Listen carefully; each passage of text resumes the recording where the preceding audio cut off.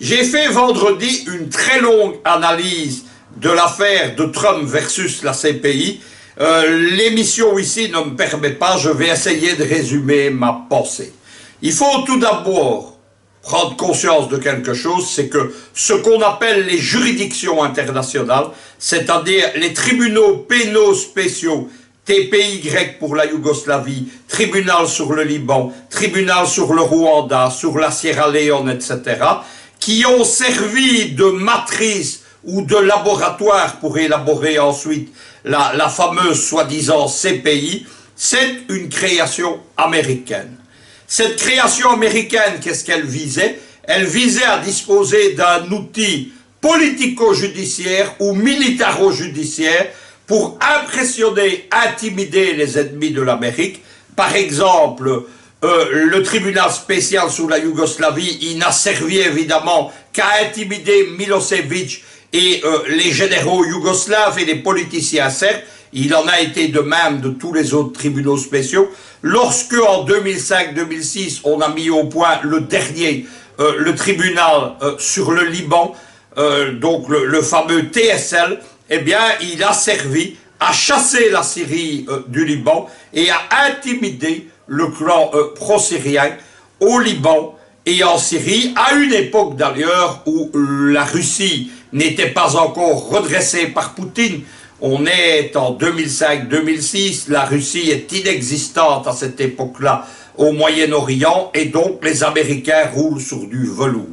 Ce tribunal, il sert dans les guerres de Yougoslavie à détruire la troisième Yougoslavie, celle du président Milosevic, la deuxième ayant été détruite en 1991-92, c'est celle de Tito, dont Milosevic est l'héritier. C'est pas comme on l'a raconté un ultranationalisme serbe, c'est le dernier président qui essaye de maintenir la fédération yougoslave. Et partout ailleurs, ça va être la même chose. En Afrique, le rôle des juridictions spéciales, elle sert aussi à vider des abcès locaux au profit de l'Amérique, en Somalie par exemple. Elle vise aussi à empêcher qu'une véritable justice internationale enquête, mène des investigations contre les ennemis de l'Amérique. Dans le cas du tribunal spécial pour le Rwanda, il s'agit de protéger Kigali. Kigali qui à l'époque est la plateforme tournante, la plateforme d'intervention, la porte d'entrée des États-Unis pour déstabiliser la région des Grands Lacs. Au milieu de tout ça, les Américains, ils choisissent évidemment de se soustraire à ces juridictions. Il n'est pas question pour eux que leurs généraux, leurs mercenaires, leurs soldats ou leurs politiciens soient responsables en dehors des juridictions américaines. Il y a donc un double mouvement. Le premier mouvement, c'est de ne pas signer le statut de Rome. C'est chaque fois que l'armée américaine intervient de signer, de contraindre les États où elle intervient à reconnaître que les citoyens américains ont une extraterritorialité judiciaire. Parallèlement à ça, la justice américaine s'affirme comme une justice internationale. Et donc, pendant que certains alliés de l'Amérique, comme la France, signent le statut de Rome, les Américains s'en soustraient, ne veulent pas en entendre parler. Tout se passe très bien tant que l'Amérique contrôle le Conseil de sécurité des Nations Unies. C'est ce qui se passe entre 1990 et, on va dire, la chute de la Jamaïque libyenne en 2011. La superpuissance américaine contrôle le Conseil de sécurité. La Russie n'a pas encore émergé. La Chine ne suit pas encore la diplomatie russe. Et tout se passe bien.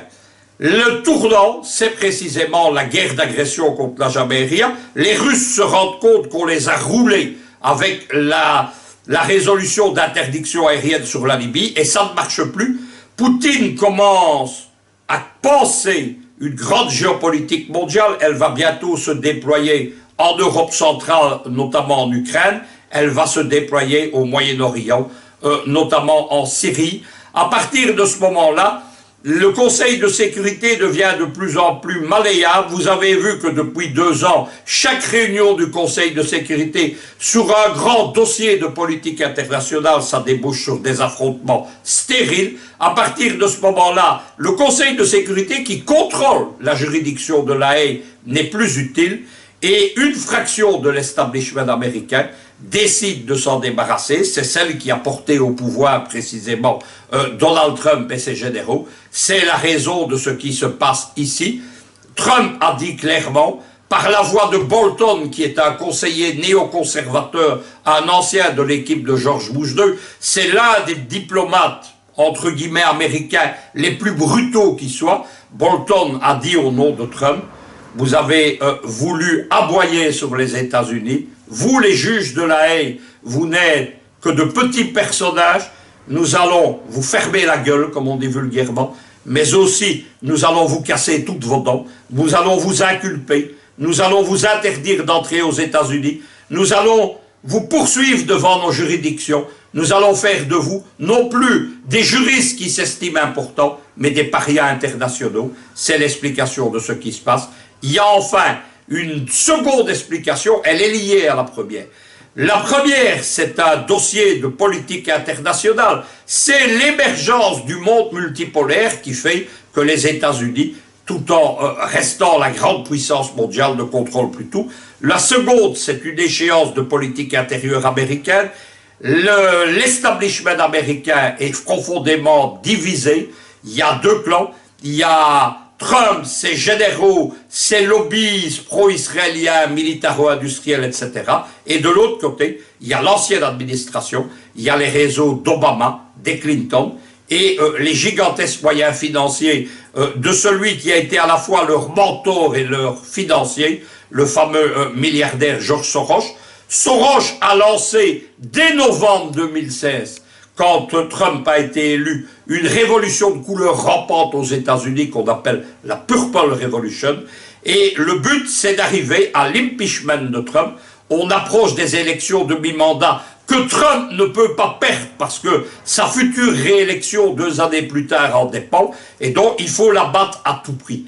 Trump, évidemment, ne se laisse pas faire. Il réagit. Il faut savoir que tous les réseaux américains qui contrôlent encore en partie la juridiction fantoche de la haie, ce sont des gens d'Obama, de Clinton et de Soros précisément. Soros qui est l'un des grands argentiers du TPI. Il s'agit donc pour Trump et les siens d'abattre l'ennemi intérieur aux États-Unis.